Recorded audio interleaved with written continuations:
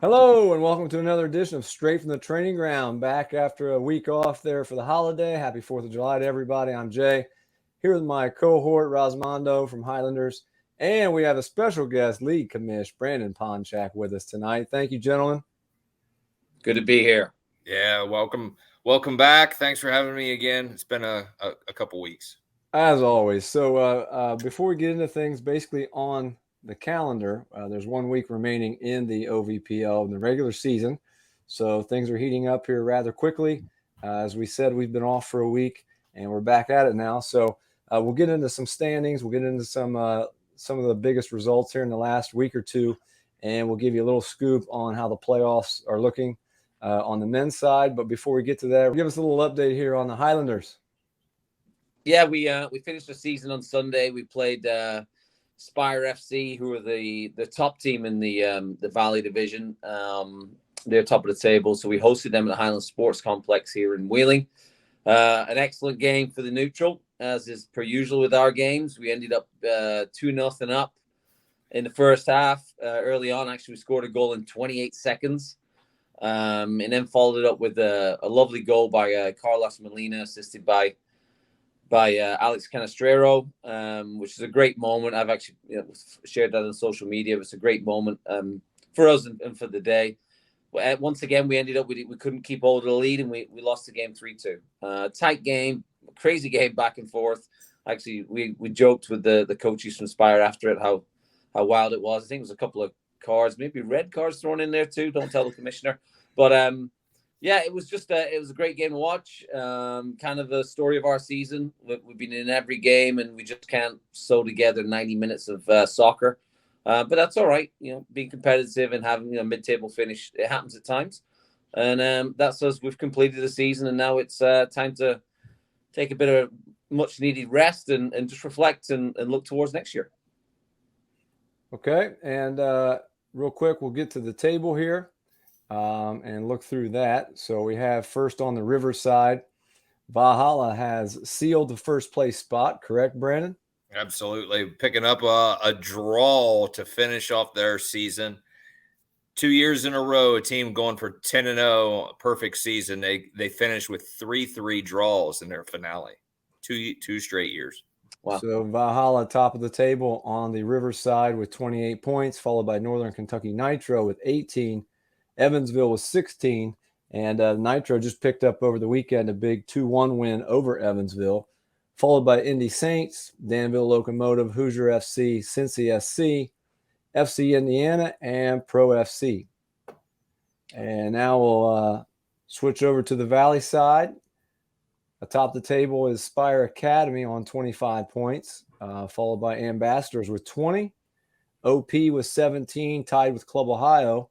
And I believe, fellas, Club Ohio and OP play this week on Thursday, correct? Ooh, crunch game. So that'll be a big game.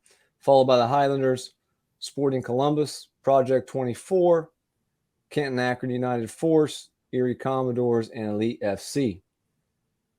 And on the women's side, we have Club Ohio at the top on 12 points, followed by Sporting Columbus, North FC, Dynamo FC, all tied for second, Cincy SC, and Fusion rounding things out there.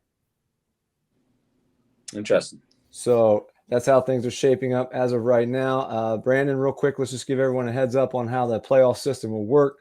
On the men's side, there will be a playoff with the two top teams from each division and a final, correct? Yeah, this is new for 2023. League voted on it that we want to expand the championship opportunities, where the top two from each division will play each other, top seed hosts. So in this situation, here looking at the river, Valhalla wins the river for their first trophy in OVPL history. One of the longest clubs to play in OVPL. They were one of our first 5 clubs. And they continue to play year in and year out. Every season they've put in a team. This is their first trophy. They will be hosting whoever finishes second on Tuesday, July 18 at 7 p.m. at Charity Lucas Field in Milford. All right. And on the Valley side, congratulations to Spire for winning their first round, their first title, and in their first season. That's pretty accomplished there for them, and putting together a really solid season with only one draw and one loss. And so they have that wrapped up as well, correct? They do have that wrapped up. So as we can see, there's still three teams in the hunt for second spot in the Valley. So it looks like Ambassadors have closed out their allotment of games, so they're second, but OP and Club Ohio could potentially catch them. They got two in hand right there, yeah. So and in the Riverside, Nitro and Legends and Indy Saints technically still have opportunities. So it's a 3-team race for second in the River as well, with Indy still having to play Nitro. Gotcha. Yeah. Okay. So this is the crunch week then. Yeah, I know Nitro had to finish up the season. They had 4 games in 8 days. Jeez, there you go. All right, so that's how that's shaping up. And as we said, the top 2 on each side will have a semifinal. The higher seeded team will host, and then the 2 winners will play in the final. Site yet to be determined. Yeah, that's still in the works. Almost ready to announce it. It will be the championship match will be on Saturday, July 22nd, with a potential rain date for July 23rd if needed. Okay, and awesome. I heard, Brandon, somewhere that you've got like a special top-class commentary team coming in for that game. Yeah, it's in the works right now of bringing in some ringers for a commentary. Could put us up for Golden Globes for presentation. And inside jokes there. It'll be a good time. We did this neutral site. This will be our first time going back to the neutral site for a championship, is what we did in 2021 when Evansville Legends beat OP in that one in a penalty shootout, 10 kickers at Xavier University, which was a great neutral site for that one.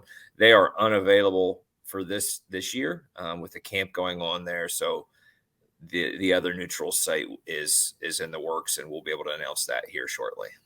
Excellent. And we'll have that for you on social media everywhere as well, straight from the training ground as well. So congrats to all of those teams. Congrats to all the other teams, a lot of the coaches, managers, the administrators, a lot of the work we always talk about on here that goes into things behind the scenes. Ryan, you know that all too well, just to even put the season together. Brandon, thanks once again for putting it all together behind the scenes on paper and the stats and all those things. We also would like to give a shout out to, if you missed this recently, last week, we did put out our very first ever best 11 for June.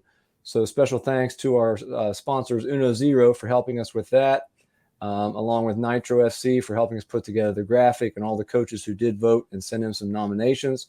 That's something I think pretty cool, and hopefully those players deserve some recognition. Hopefully it's something we can continue to build on each season and build that up on the women's side as well.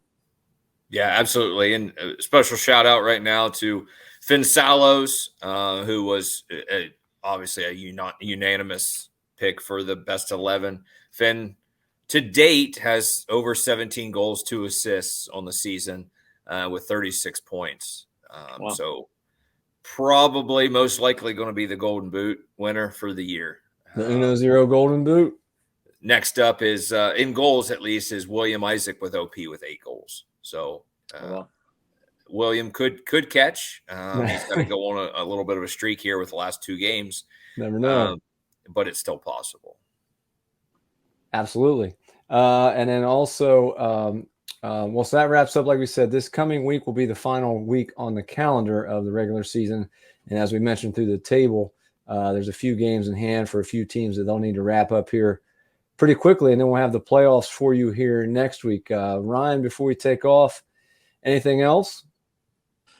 No, we're just. I'm actually just looking forward to seeing how the league pans out, and who comes into the second spots here, because it's really competitive. As I said, 2 or 3 teams on each side on the men's side of things. I know there's fewer teams on the women's side, and then obviously kind of looking forward to the final to see how it goes. I mean, I know it's I guess in the summer seasons, we've had 2 River Conference winners, and the runners-up have been in the Valley Conference, us being last year. So let's see if that'll be the same or it'll change, and we'll have the Valley Conference champion. We'll see. And I think both of you will attest to this, and we've kind of continued to echo this throughout the season on our podcast, that this year it seems like the top of the bottom of the league has been much more competitive all throughout the season than last year, which is great to see from a lot of teams. Yeah, I mean, I got to keep saying the same thing on that. It's been really competitive. 9-10 teams in each division. It's just there's no easy gimme games. So that's been really a testament to the league. So and every other, it's just been very enjoyable. And real quick before we get out of here, I want to give a special shout out to Asheville City SC, USL2 team, friend of ours, their head coach Scott Wells, with some Rio connections. But thanks to him and the city, great team down there in USL2. They're in first place, about to wrap up their regular season. So best of luck to them. Got to take in training with them in a game. So once again, support local soccer in your area. And until next time, straight from the training ground.